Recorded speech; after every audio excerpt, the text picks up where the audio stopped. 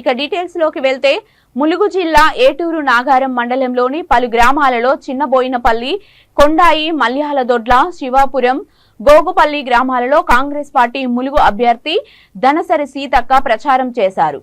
గ్రామాలలో పండగ వాతావరణం చోటు చేసుకుంది.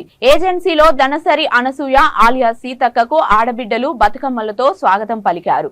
ఈ సందర్భంగా సీతక్క మాట్లాడుతూ అధిక మెజారిటీతో తనను గెలిపించాలంటూ గ్రామస్తులను సీతక్క వేడుకున్నారు. వచ్చేది కాంగ్రెస్ రాజ్యం అంటూ ప్రతి కుటుంబానికి అందాల్సిన సంక్షేమ పథకాలు ప్రజలకు అందుతాయని తెలిపారు. ములుగు జిల్లా ఆడబిడ్డగా నన్ను నమ్మి నాపై నమ్మకంతో ఓటు వేయాలని కోరారు. ప్రజాబలం లేనటువంటి ప్రత్యర్థి కేవలము మౌత్తో వాళ్ళకు నచ్చినట్టుగా, వాళ్ళకి ఇష్టం ఉన్నట్టుగా ఒక ఆడకూతురుతో ఎట్లా మాట్లాడో తెలియనటువంటి అవివేకులు ఇష్టానుసారంగా బూతులు కూడా మాట్లాడుతున్నటువంటి దౌర్జన్యకరమైనటువంటి చరిత్ర ములుగులో నడుస్తుంది.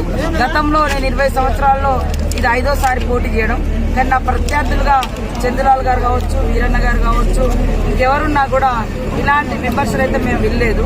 అంతా ఫేక్ న్యూస్, పేడ్ ఆర్టిస్టులను తీసుకొచ్చి మరి రాజకీయం కోసము, రాజకీయ ప్రయోజనాల కోసము కొంతమంది బినామీలు ఇక్కడ రకరకాల ఆరోపణలు చేస్తున్నారు. ఇన్ని రోజులు సీతక్క మంచిది కానీ ఎలక్షన్ రాగానే వాళ్ళకి చెడ్డోరు లెక్క కనపడ్డట్టుగా ప్రచారం చేస్తున్నారు.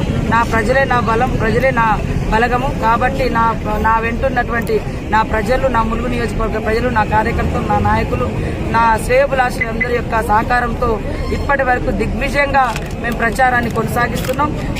ఇంకా 4-5 రోజులు కూడా బ్రహ్మాండంగా చేస్తాం. బ్రహ్మరథం పడుతున్నారు. 50,000 మెజార్టీతో కాంగ్రెస్ పార్టీ అభ్యర్థిగా మరి ఇక్కడ నేను గెలవబోతున్నా. ఇది చూసి తట్టుకోలేక ఎక్కడెక్కడ గొడవలు పెడతాను. మా మీటింగ్లు ఎక్కడైతే వాళ్ళ నాయకులు వచ్చి ఆ మీటింగ్లలోనే వెహికల్స్ తిప్పుతున్నారు. అదేవిధంగా మా కార్యకర్తలు ఎక్కడైతే అక్కడికే పోయి లొల్లులు పెడుతున్నారు.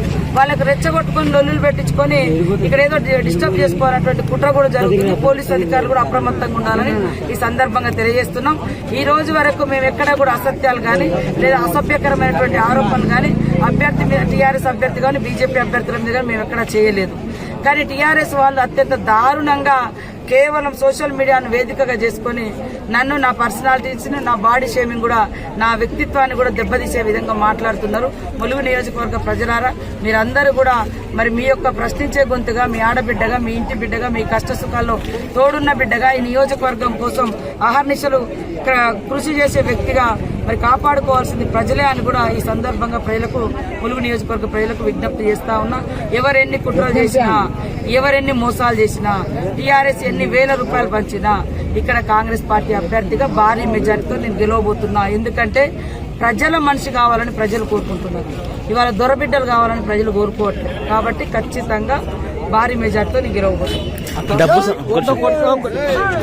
100 కోట్ల రూపాయలు మీరు తీసుకొచ్చారని చెప్పేసి వాళ్ళు అంటున్నారు. అది ఇంతవరకు నిజం?